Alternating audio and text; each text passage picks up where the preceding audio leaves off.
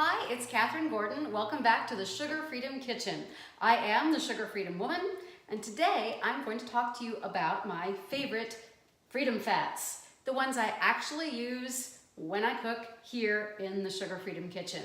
I have them listed here pretty much in the order in which I use them most often. Butter, olive oil, bacon fat, ghee or clarified butter, avocado oil, and coconut oil. So I'm going to take them one at a time, telling you why I use them most often. First of all, good old-fashioned butter. It's convenient, it's common, it's easy to find, and of course it doesn't contain any carbohydrates. It's pure fat, easy to use, takes heat well, tastes delicious. Pretty simple, pretty basic, and I know you've probably used it before. When we talk about ideas about whether it's saturated, right? Whether saturated fat is okay or not. And I want to talk about three things that I'm sharing my experience as someone who has overcome obesity. So I have theories and ideas, I have experience, and then there's also the science. So I like to tell you when I am sharing my ideas and my theories, and then I'll let you know if I have the research and the science to back it up. What I believe from my studies and from my years off of sugar and grains is that saturated fats are safe in the absence of sugar and grain.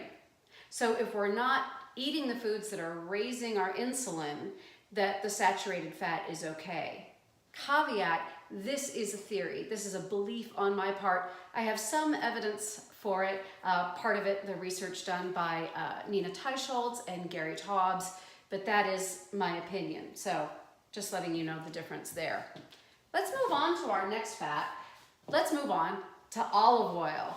Now, if you have the Sugar Freedom program, you can get it at sugarfreedom.com.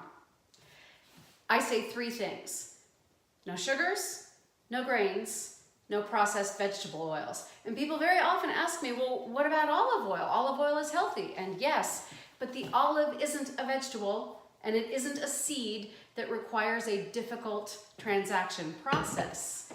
Olive oil is a fruit oil because the olive is a fruit. Also, nature has created the olive in such a way that the olive gives up its oil easily. It can be cold pressed. It doesn't have to be chemically extracted. And so I believe, and once again, theory, belief, I do believe that that's one of the reasons why olive oil is so healthy. It doesn't have to go through a chemical extraction process, which canola oil has to go through. Simple, squeeze the fruit, the olive, it gives up its oil, and then here it is, and it's so lovely. It's California olive oil. It is not organic, but I do trust it. It is fairly local. I live here in California, and I believe that what they say is in the bottle is in the bottle. California brand olive oil. Moving on to our next fat is good old bacon fat, the drippings from making bacon. Lard is making a comeback. Tallow is making a comeback. I don't use them. I haven't really experimented with them in my kitchen, so that's not why they're on the list today, but those are making a comeback. Lard, the fat from pork, tallow, the fat from beef, if you want to do some research on that if you're interested in those. But today I'm talking about the fats that I really do use in my kitchen. This is a crock that I got on Amazon. This is where I store bacon fat. I'm not eating as much bacon as I used to, so gets a little low, but that's okay. What do I use this for? I will use this to lightly grease a pan if I'm going to make like a lean pork chop or a lean steak that doesn't have a lot of marbling or fat on it to begin with. I'll use this just to grease the pan slightly. Don't need to use a whole lot, but that's what I use that for. And I do use this pretty often. I'm going to show you the pan I use it in. This is one of the reasons I don't have to use a lot of fat if I'm, sauteing, cooking some meat, is because I have a well-seasoned cast iron pan. This is an old friend in the Sugar Freedom Kitchen, and just need to put a little bit of oil in this. If I'm making ground beef or I'm making a ribeye, I really don't need to put any oil in. There's enough fat in the meat itself. Also, one of the great things about this cast iron pan is I can brown my meat, a pork chop or a steak in this, and then I can finish it in the oven, which is a wonderful, easy way of cooking.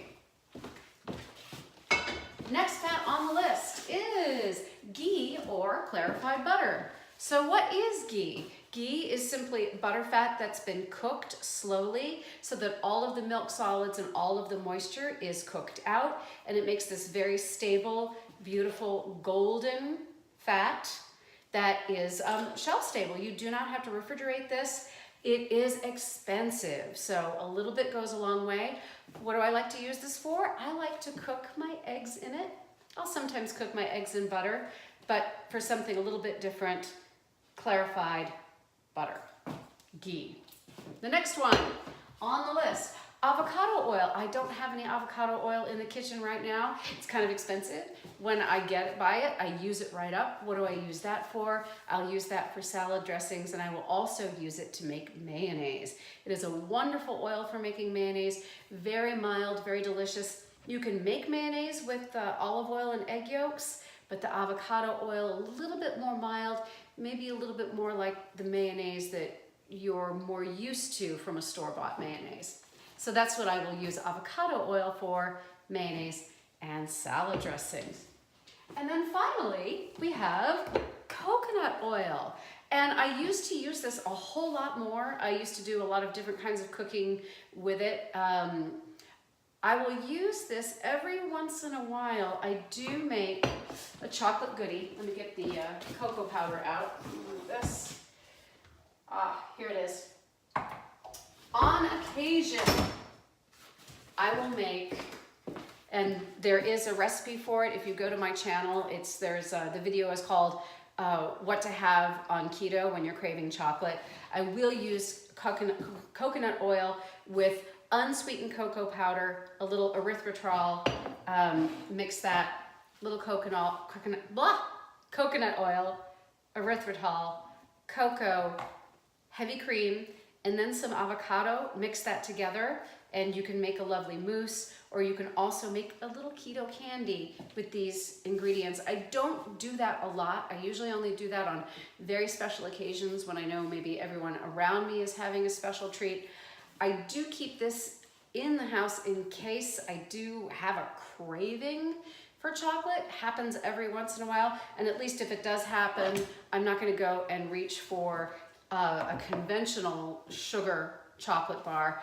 One of the issues that I have is the fact that I live with two guys, my husband and my son, who are completely normal. They are not compulsive overeaters, they're not sugar addicts, they're not carbohydrate addicts. So all of those foods are here in the house. So if I have a craving, which doesn't happen very often as long as I keep it keto, stay on sugar freedom, if I do get a craving, I have some cocoa powder and I have some coconut oil in the house. But what about a coconut? No nuts and seed oils. Well, a coconut is a drupe, D-R-U-P-E. So what is a drupe? It's a little stone fruit, correct? So the coconut has that stone in the center in the same way that a peach would. One example is raspberries and blackberries. They're actually drupes, they're little druplets all formed together. So once again, coconut oil is actually an oil from a fruit, and the kind of fruit is a drupe. So you learned a little bit of something about coconuts and other fats today. So thank you for joining me here in the Sugar Freedom Kitchen for my 5 favorite, 6 favorite freedom fats, which are butter, olive oil, bacon fat, ghee, avocado oil, and coconut oil. Next time in the Sugar Freedom Kitchen, amazing information that came through actually following on Twitter. I came across Dr. Joslin's diabetes diet from way back in 1915, before we had insulin. And it blew my mind because guess what it looks like? That's right, kind of looks like sugar freedom. Thank you for joining me for this, I hope, informative video. Like, share, subscribe, and come back for more from the Sugar Freedom Kitchen. Have a wonderful day. I'll see you soon. Bye-bye, everybody.